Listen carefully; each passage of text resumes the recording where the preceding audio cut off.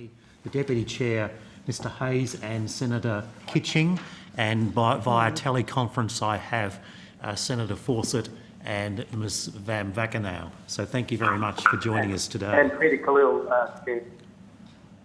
and Mr Khalil as well. I'm delighted to be here. I just need to go through some formalities at the beginning before asking you to make some comments, Mr Browder. So for the Hansard record, can I ask you to state your name and the capacity in which you appear? My name is Bill Browder. I'm the head of the Global Magnitsky Justice Campaign. Thank you. And I just need to read to you a matter relating to parliamentary privilege and the like.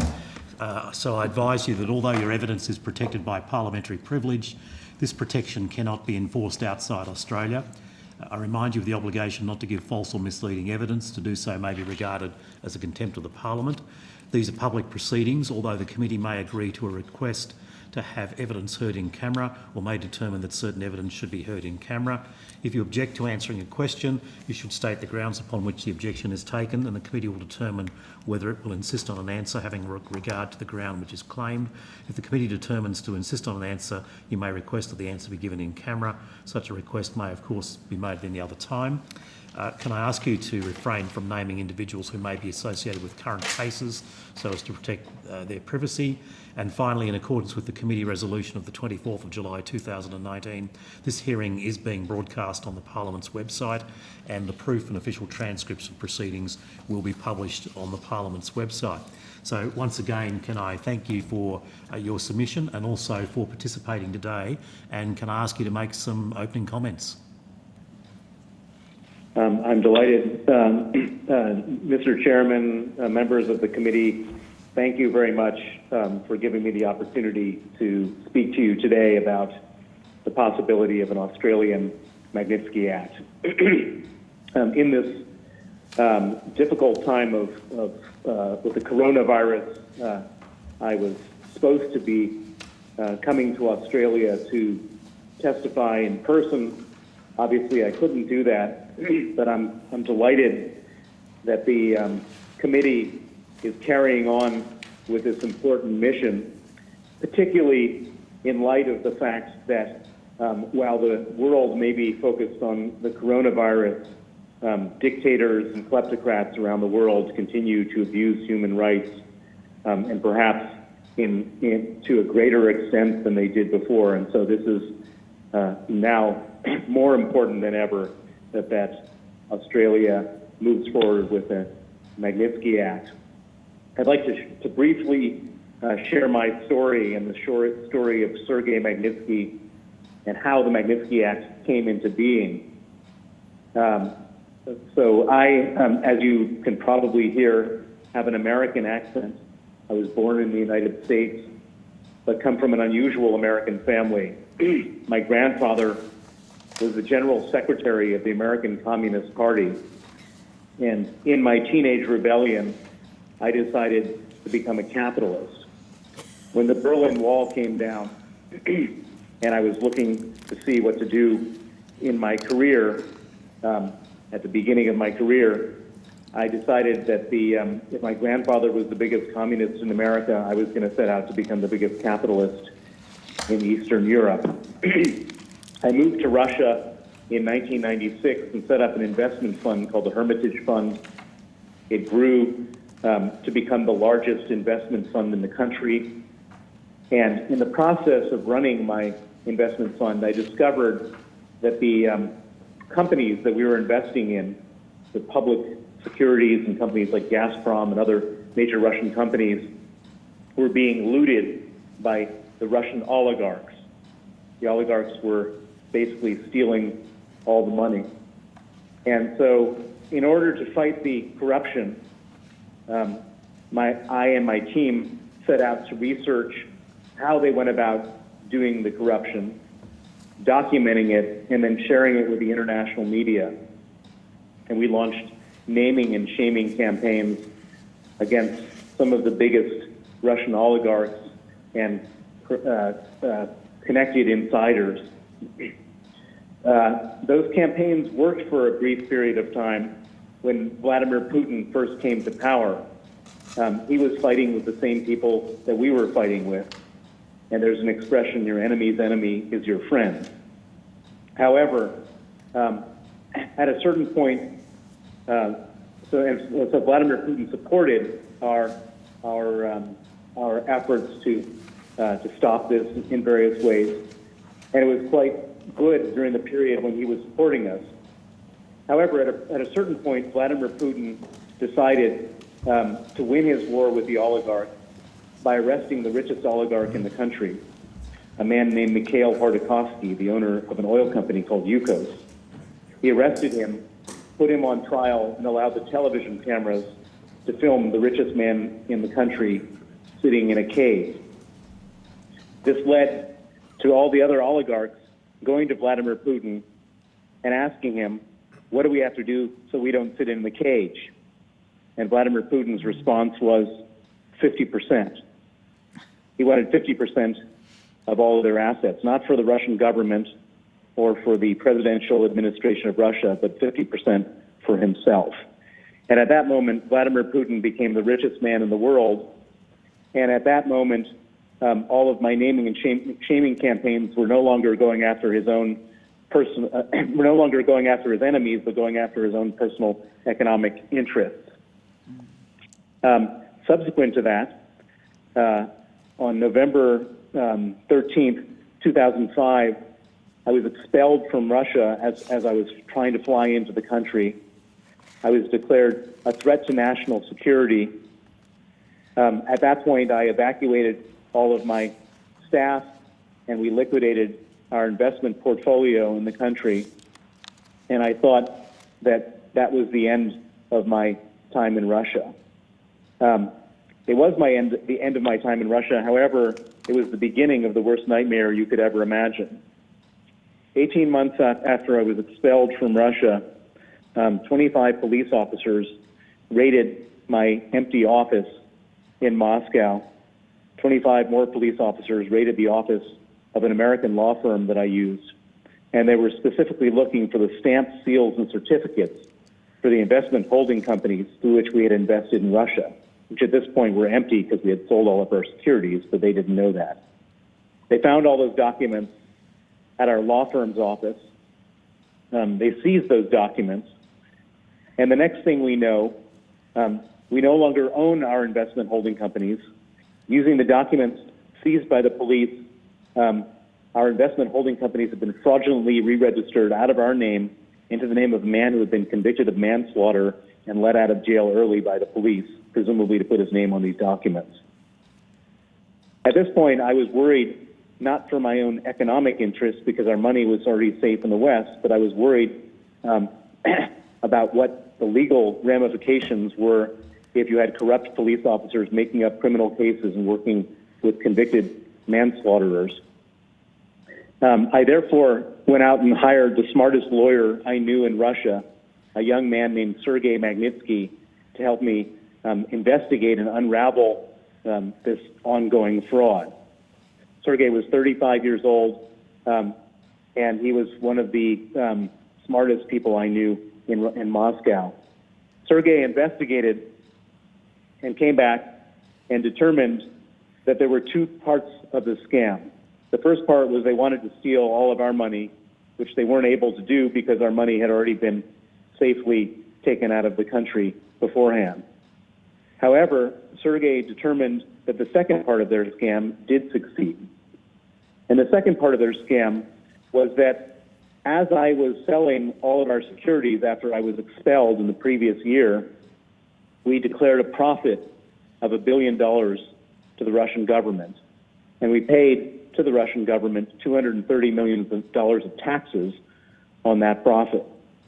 And what Sergei had discovered was that the people who stole our companies went back to the tax authorities on December 23rd, 2007, and they said to the tax authorities there was a mistake made in the previous year's tax filing.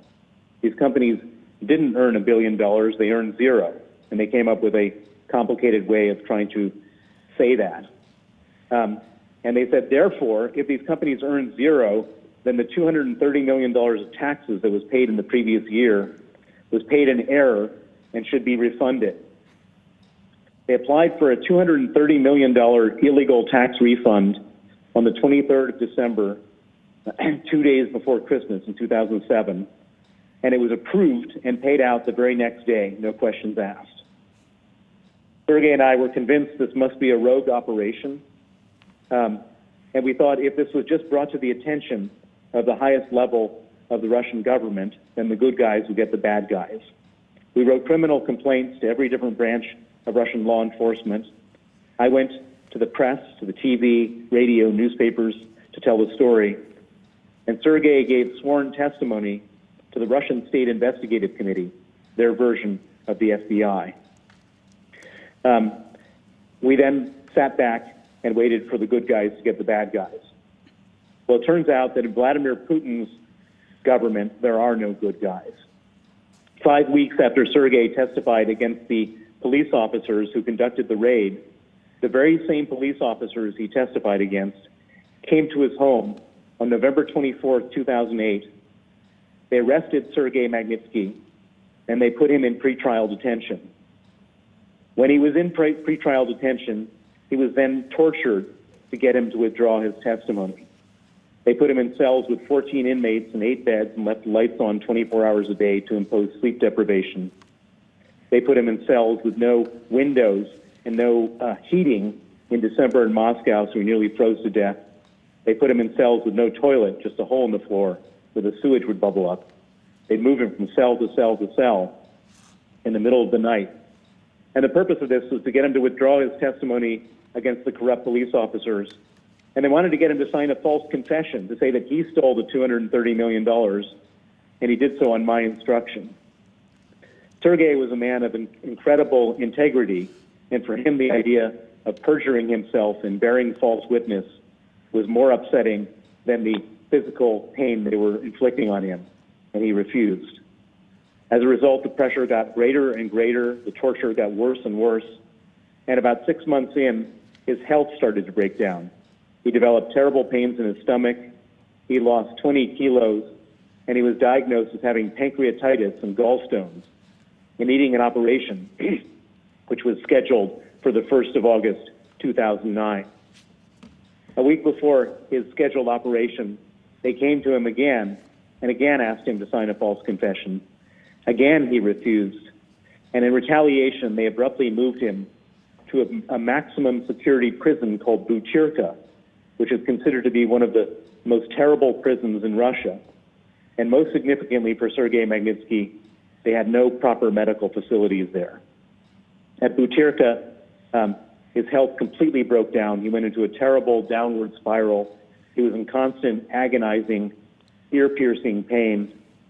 He and his lawyers wrote desperate requests to every different branch of the criminal justice system, begging for medical attention. Every one of their letters was either ignored, and in some cases, they were denied in writing. On the night of November 16th, Sergei Magnitsky went into critical condition. On that night, the Butyrka authorities didn't want to have responsibility for him anymore, and so they put him in an ambulance and sent him to a different prison facility that had a medical wing. When he arrived at the different prison, instead of putting him in the emergency room, they put him in an isolation cell, they chained him to a bed, and 8 riot guards with rubber batons beat Sergei Magnitsky until he died. That was November 16th, 2009, a little more than 10 years ago. Sergei Magnitsky was 37 years old.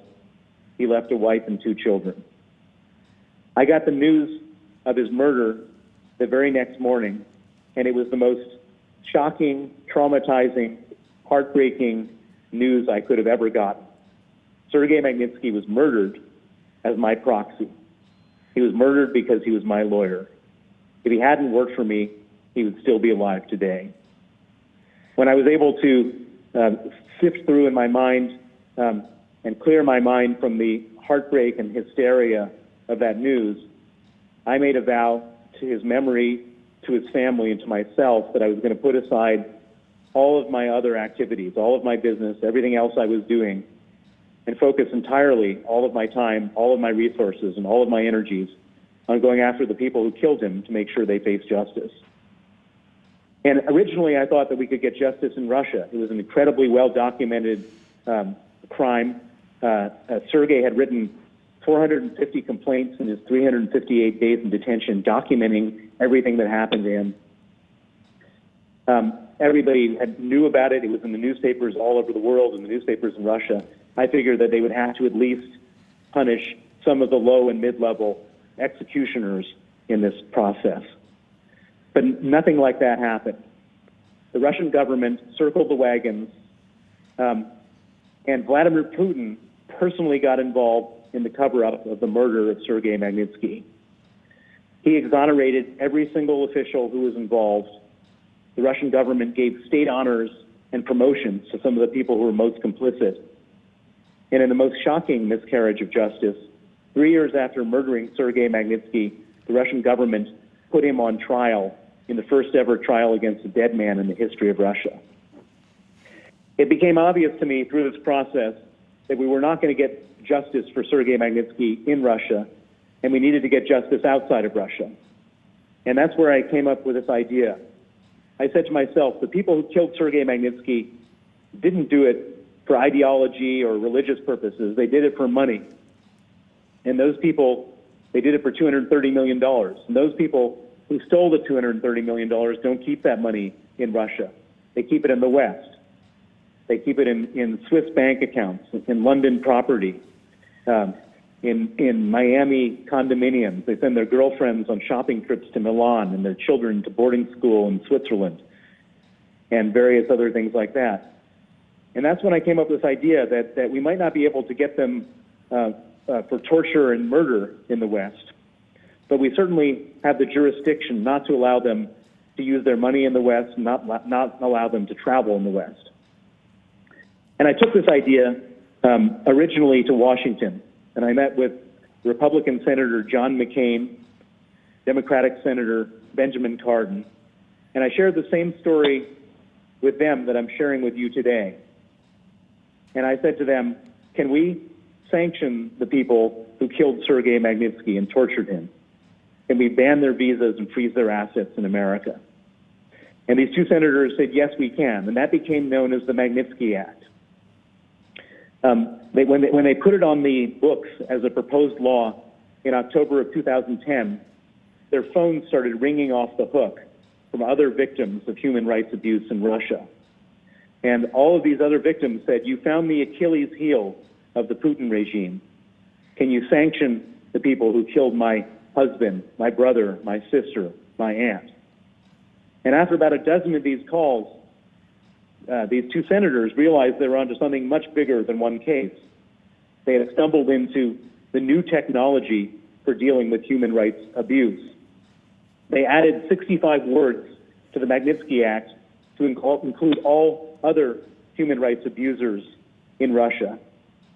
And when it went for a vote in the Senate in November of 2012, it passed 92-4.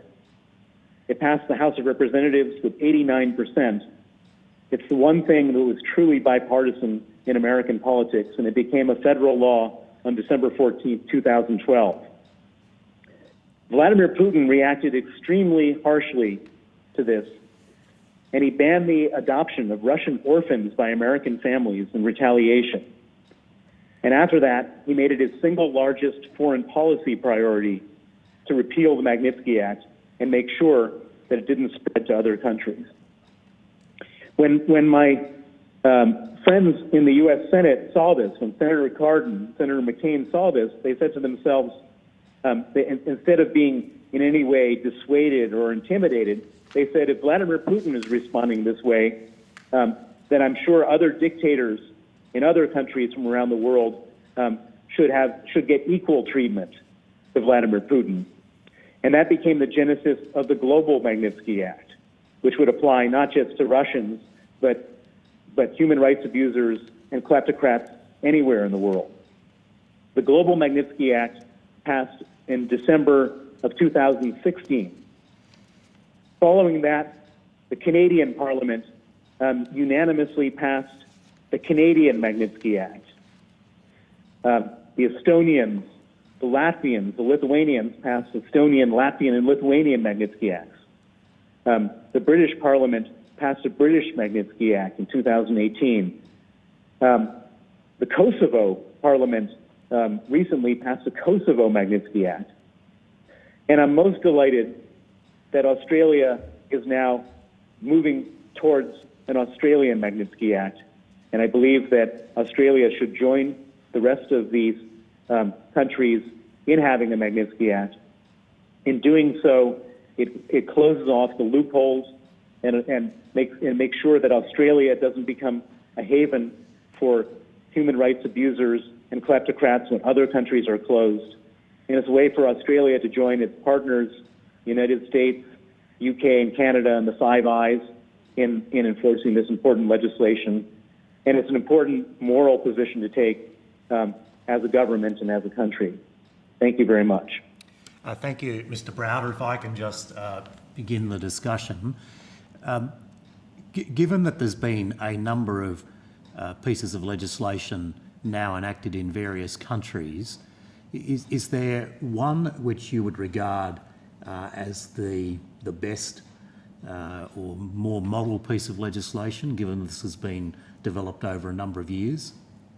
Or are there features of various... Well, there's two ways to answer the question. I believe that if you were to look at the Canadian Magnitsky Act, I think that that's sort of the role model, if you will.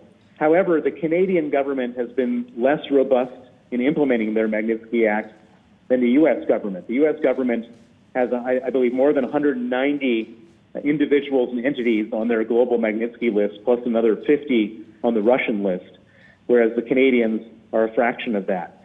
And so of course, one wants to have the most perfect legislation, and the Canadians, I believe, get as close to it as possible. However, I think that each successive Magnitsky Act gets a little bit better, and Australia has an opportunity to make your Magnitsky Act even more robust by filling in a few loopholes and finding a few other opportunities. Thank you. I'll pass now to the Deputy Chair, Mr. Hayes. Thank you, Chair. Thank you, Mr. Browder. Thank you for your time, your passion and your advocacy in respect to the global Magnitsky regime. I just have a few questions, but probably following on what the Chair has already asked, but since the development of Magnitsky-style legislation, has there been any material change in behaviour in any of those targeted jurisdictions? So the most powerful testimony that I've ever heard about the way in which the Magnitsky Act worked was from the Russian opposition person, Mikhail Khodorkovsky. He was the oligarch who they put in jail, put in jail in 2003, and he was let out of jail 10 years later. And I met him at a human rights conference in Oslo, Norway, shortly after he was let out of jail. And he said, "Bill, I want to thank you for the Magnitsky Act and what you did, because as soon as it was passed, we could feel the difference in prison, because the guards and the warden were afraid of abusing us in fear of being put on the Magnitsky list." And the other thing which I can say is that the whole tone has changed in just about everywhere the moment the Magnitsky Act becomes operational. And for example, the U.S. Threatened to put various Philippine government officials on the Magnitsky list.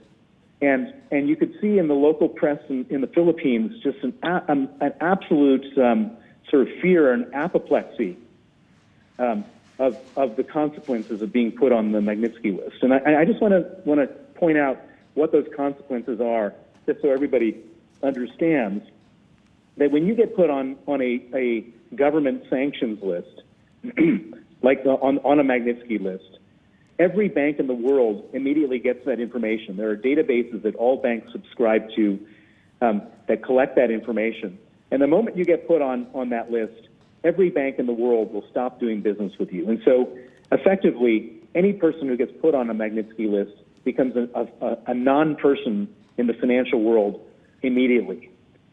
And so it's a very, very real punishment. And the fear of getting put on that creates shockwaves throughout all government bodies.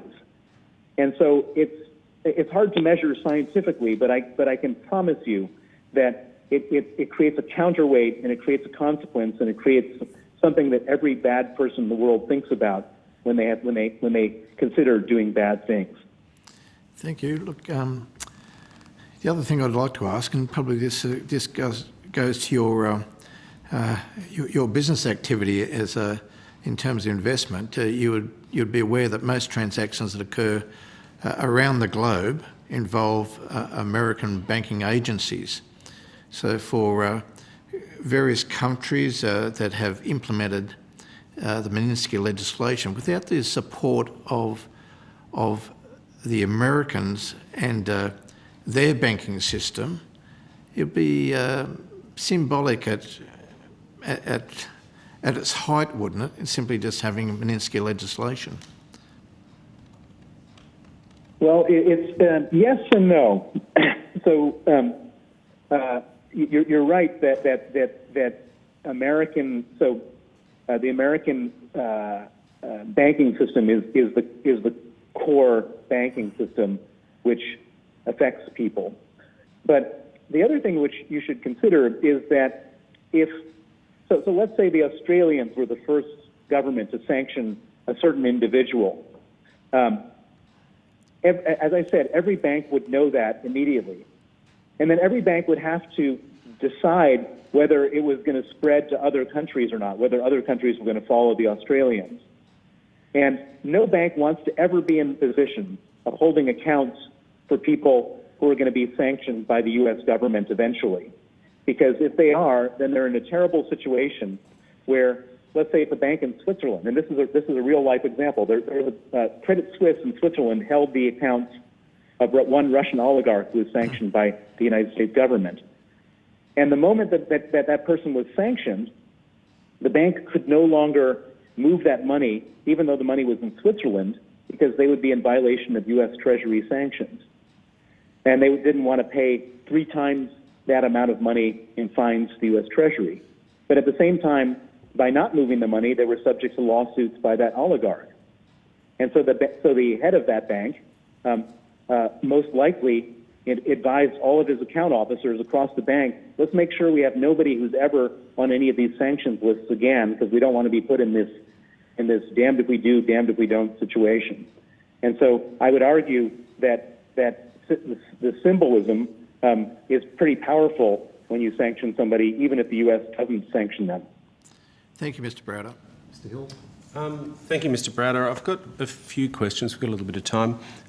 One of the issues which has come up in previous hearings that we would need to grapple with from looking at similar regimes around the world is how the actual system works in a mechanical sense. And one of the suggestions that we've had put to us by a number of submitters is that there should be mechanisms, formal mechanisms for the input of civil society, human rights groups, international groups, and indeed some kind of parliamentary oversight. And I think that's in the context of the reality that not every bad guy, to be blunt, who meets the threshold, or girl, there might be bad girls out there, not every bad person who meets the threshold, wherever it's set, is going to end up on the list, because there'll be a balancing of national interest and other things.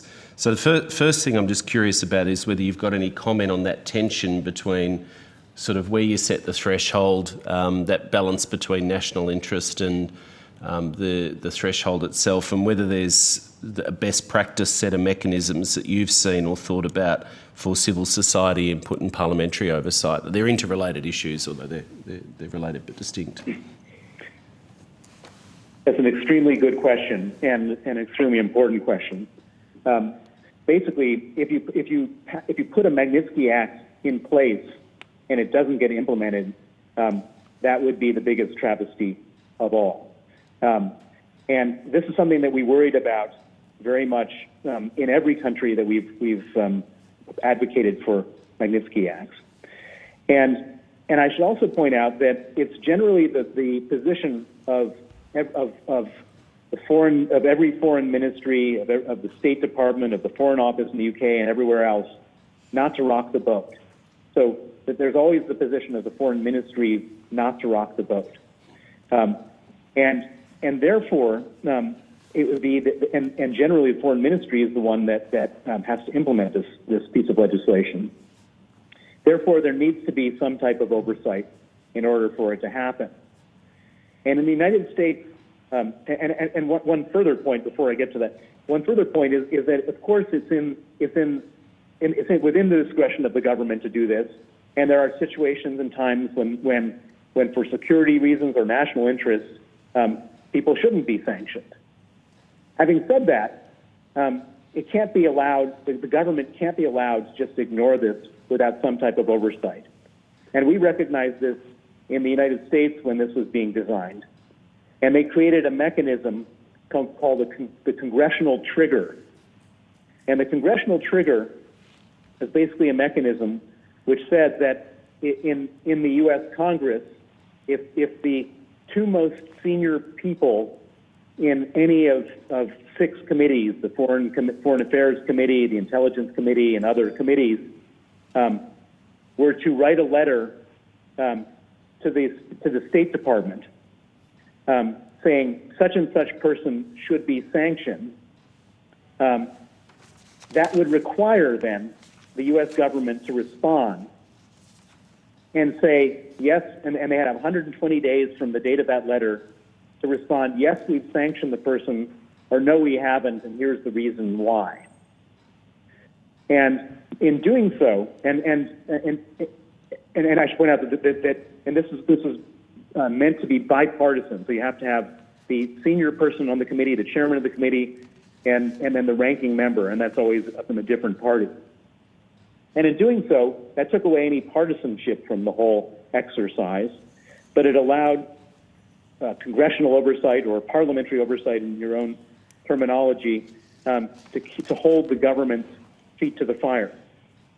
Then beyond that, in the law, it requires the government to collect evidence not just from its own sources, but from NGOs and other activist organizations in order to decide who to sanction. And so the way it works in practice is that the State Department has regular meetings with civil society. Members of Congress have regular meetings with civil society. Those suggestions from civil society directly have led through the State Department to people being sanctioned, and through Congress have led to Congress suggesting people to be sanctioned who have been ultimately sanctioned. And the system, I would argue, is working pretty robustly based on that system of interaction. And so I would advise you very strongly to create some type of parliamentary oversight so that, again, Parliament I don't believe Parliament can force the government to sanction people, but Parliament should force the government to consider sanctioning people, and that consideration should be done in a public and transparent manner. Mm-hmm. Thank you. That's very helpful. The second thing I just wanted to explore sort of relates to China, and actually you and I were both quoted in a media article a couple of days ago, but I think we were conversing via journalists who perhaps misinterpreted what we were saying. So it's lovely to have a chat directly. The comments that you made in the newspaper there observed that there was only one Chinese official on the US Magnitsky Act. I'm quoting what I think you said, given how big a country China is. Yes. Suggested even the United States historically has been scared to sanction China. I think that's one interesting point about whether such laws are only used to go after sort of small, weaker countries where there's less geopolitical issues. But also, I think there was a comment that you made to the newspaper around COVID-19 being an example. My response to that when they put that to me was, I thought that COVID-19 thing was a bit of an unhelpful distraction from the comments they put to me, given I hadn't thought my way through how you could mount a case that, say, jailing one whistleblower really amounted to the threshold that we'd been talking about gross and serious human rights violations. But I thought, given we've got the opportunity to have a chat now, I'd be curious if you could just expand on that and help develop our thinking around that. I think that they're two related points, the big, powerful country versus the smaller, weak countries, and then I wasn't really convinced from the brief comment that COVID-19 was really directly relevant, but happy to be persuaded otherwise. So both good questions. The most important thing I should stress is that the sanctions, Magnitsky sanctions, aren't against countries; they're against individuals, and that's the real beauty of this legislation. So there's more than 50 people in Russia who have been sanctioned, but at the same time as they've been sanctioned, in the previous administration, John Kerry, was having weekly dialogues with Sergei Lavrov, the Russian foreign minister, in the midst of the sanctions. And so diplomatic activity was going on, trade activity was going on, and the same thing is true with Mike Pompeo and Rex Tillerson in the Trump administration with Sergei Lavrov while sanctions were being imposed. And so the beauty of this is that you can go after individuals and you're not sanctioning the country, you're not cutting off diplomatic relations, you're not cutting off trade relations. Now you're right that certain countries get very angry about this at different times. Even if you're not sanctioning the country, you're just sanctioning a high-placed government official. And the example of China, that only one person has been sanctioned from China by the United States, given how China probably has the biggest share of human rights abuses of anywhere in the world, is a testament to the fact that China's power prevents governments from applying these sanctions uniformly. I think it's going to change with China. I think that China is no longer going to get a free pass based on a lot of things, including their the way they've handled this global pandemic. I think the safest way in order for Australia to sanction Chinese officials is to do it in concert with all of the other countries that are going to be doing it, which I think will happen in the next year or so. But coming to your specific question about COVID-19, you're absolutely right that in order for the Magnitsky Act to be a powerful tool and a proper consequence, it has to be based on evidence of gross human rights abuse. Gross human rights abuse is pretty easily defined. It's torture, it's extrajudicial killing, and other such things. To the extent that China was doing terrible things to its whistleblowers who were exposing the coronavirus at the early stages, and that can be proven, that's a symbolic way of going after China for a very important part of their human rights abuse, one that which led to the lack of information about this for the rest of the world.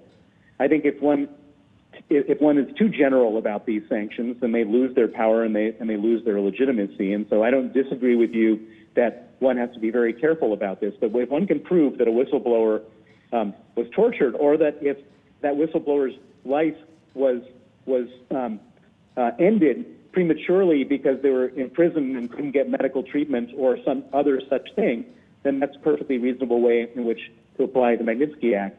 I think more broadly, though, and it's really important to say this, that in the midst of all this other stuff, you have concentration camps in China where 1 million Uyghurs have been put in concentration camps for their religious belief, and many of them killed, tortured, and abused. And that is one which clears every threshold for the Magnitsky Act, and that's one where I think it's ripe for sanctioning as soon as possible. Okay, the final question, and Senator Kitching actually was questioning that point, I think, this morning around the need to sanction companies and so on involved in some of those abuses. Final question, just briefly, was in terms of the targets of potential sanctions. There's a design question as to whether it's morally appropriate and practically doable to also trace or sanction family members where they're directly benefiting from the corruption and so on. And that's a particularly relevant question in Australia, given the evidence that we've received elsewhere around from diaspora communities about people's family members coming and going and owning property and being educated and so on in Australia. So I'm just curious whether you've got any comment on that issue of family members.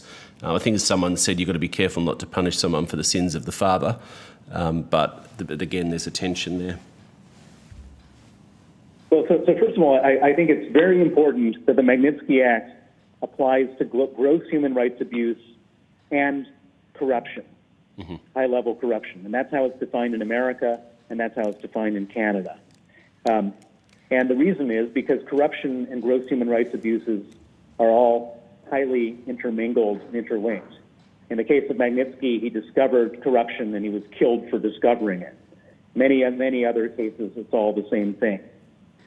And therefore, if you're able to find a person who has become enriched through massive corruption in, let's say, China or Cambodia or Russia, and then their family members are using the proceeds of that corruption to live large in Australia, I believe that that's a sanctionable activity.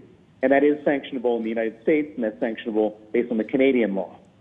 I completely agree that if you have that the sins of the father shouldn't be passed on to their children, but if their children are collecting money from that sin, then they should absolutely be subject to the same consequences. Thank you. Just on that, Mr. Browder, before I go to Senator Kitching, would you apply that to, say, the children of a corrupt official or one who'd been engaged in gross human rights abuses attending an educational institution in a country like Australia? Well, so again, we have to be very careful. Let's say that there's a child of that individual, of that human rights abuser, who's fled from their parents and disowns everything that they've done, and they're living hand to mouth on a scholarship. The answer is no. If the fees being paid by the parent based on the corruption in Australia, then the answer is yes. Yes. And so it all comes down to the money. If one can prove that a child of a human rights abuser or a kleptocrat is receiving money from that person, then the answer is absolutely yes. And they shouldn't be allowed to attend the institution, and they shouldn't be allowed to come into the country. If there's no proof that they're getting money from this dubious source, then it's a tougher call. And I would say that one has to err on the side of the sins of the father not passed to the children. Yes. Senator Kitching. Thank you, Chair. Thank you very much, Mr. Browder, and thank you for coming to give evidence, and thank you for all your support over the last year, really. Thank you. You alluded to it earlier, that there is sometimes departmental pushback as a block. Where else have you noticed other blocks to having Magnitsky legislation? Well, is everyone? Can you still hear me? There was some beeping noise. Yes, we can hear you. Yeah, okay. Sorry, good. So the back, as I said, comes from what I call bureaucracy. The bureaucrats, the civil servants, the ones who say, we've never done this before, why should we do this now? And then, of course, the other pushback comes from the possible targets and the countries where people will be targeted. and they will use whatever power they have, formally, informally, through social media, through troll farms, to try to stop this. I've seen in every country where I've advocated for Magnitsky Acts, we've seen the Russian propaganda machine sort of try to get going, spreading misinformation about the Magnitsky Act, spreading misinformation about me and others advocating for the Magnitsky Act, putting pressure on perhaps certain politicians that are more influenceable. We saw one member of U.S. Congress try to take Sergei Magnitsky's name off of the Magnitsky Act, and he was clearly in some way on the payroll of the Russians. He was on the House Foreign Affairs Committee, and he was voted down, I think, 40-1. But we've seen different attempts, and so you should be alert to the fact that, particularly in your part of the world, I would imagine with China, that there will be either subtle or not so subtle lobbying campaigns to try to push this thing off track as the legislation goes through, and there will be subtle and not so subtle lobbying campaigns once the law has been passed not to add people to the sanctions list. And so it's an uphill fight all the way, both getting the law passed and getting it implemented and making sure that the right people are on the list, which is why it's important that there is some kind of pressure and oversight to keep this thing moving. Could I ask you that I spoke at the New South Wales Law Society on Magnitsky-style legislation, and it struck me there that there was quite there were diaspora communities. So, for example, particular communities who might have their own lawyers' association from that community. So they were there and incredibly grateful and very eager for Magnitsky legislation because they have, in some instances, suffered terribly from being threatened even in this country. So either their relatives back in their country of origin or where those countries might have visiting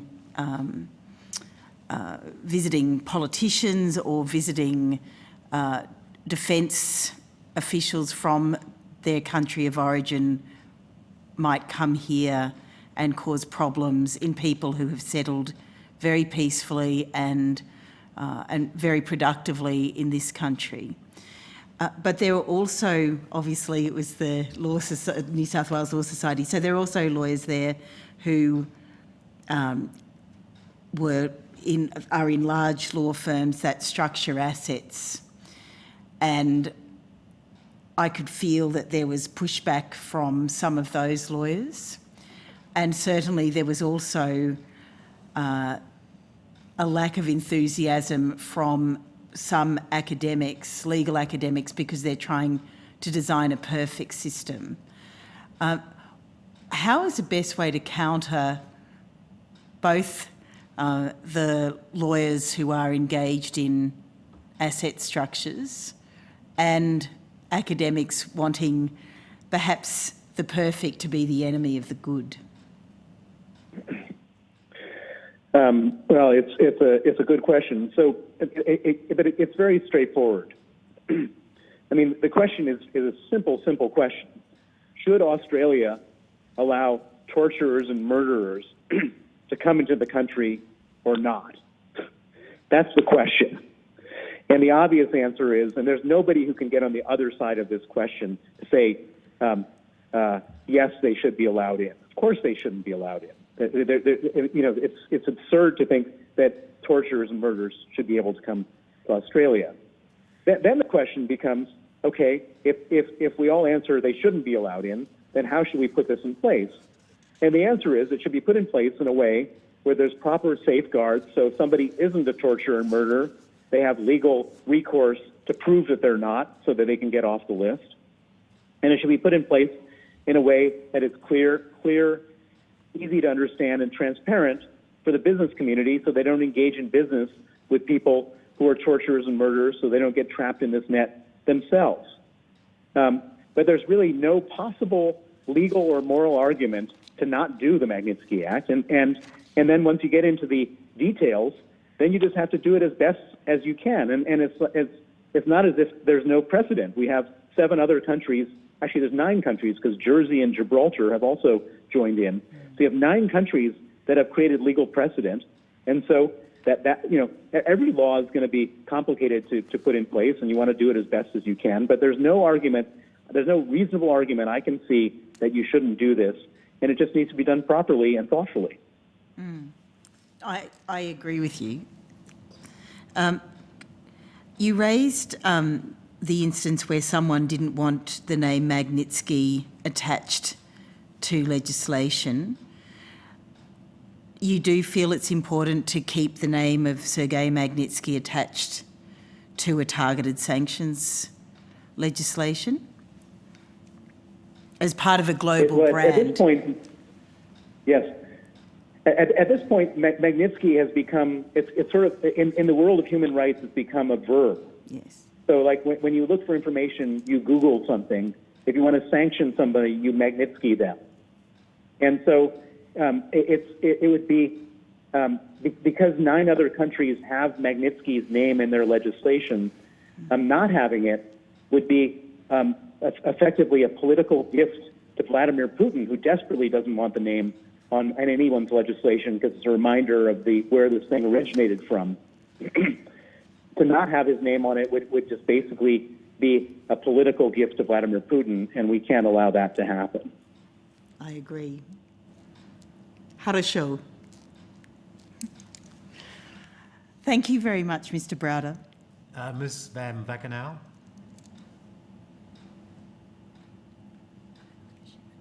Or Mr. Khalil? Thank you, Chair. Thank you, Mr. Browder, for your testimony and all that you've done over so many years on this, and it's been a great success. So that's a real testament to the commitment that you've made on this initiative. I guess my couple of questions. My first question is the 9, I think it's 9 countries or 9 jurisdictions, 9 countries that have Magnitsky laws. Is there a structure in place where they are sharing information, evidence, a mechanism, I guess, to actually coordinate with each other with respect to the cases and any duplication or other information sharing? Does that actually exist at the present? So the answer is yes. I just recently met with the Foreign Secretary here in the UK, Dominic Raab, who had just finished meeting in Canada with his counterparts and in the US with his counterparts to set up a formal information sharing network on human rights, on Magnitsky human rights abusers, so that when these sanctions are done, they can be done in concert. And ideally, that's the best way and the most effective way of going after these individuals, is to have everybody do it at the same time.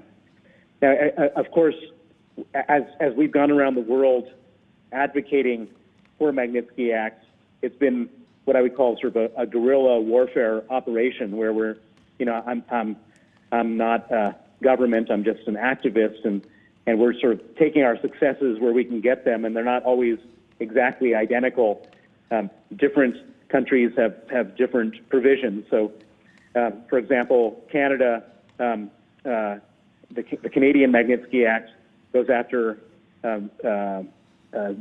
sanctions visas and freezes assets, but the Estonian Magnitsky Act only cancels visas, doesn't freeze assets, and there's other differences from country to country. And so not everything is the same, but the intention is eventually to harmonize everything as these legislations all get up and running. And I know that one of the great provisions of the U.S. Magnitsky Act, when it was written in 2012, there's a line in the legislation which says that the U.S. should actively work, the U.S. government should actively work with its allies to advocate for Magnitsky Acts around the world. And so you now have a situation where in every embassy, I would imagine this is true in Australia, that the U.S.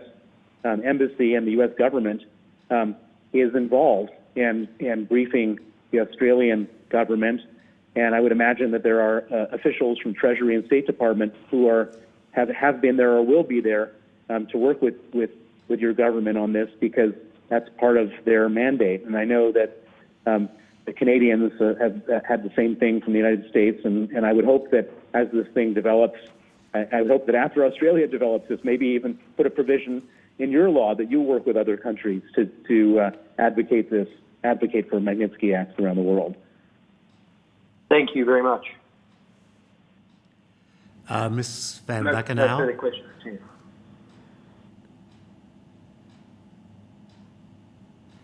Mr. Browder, just one final question from me then.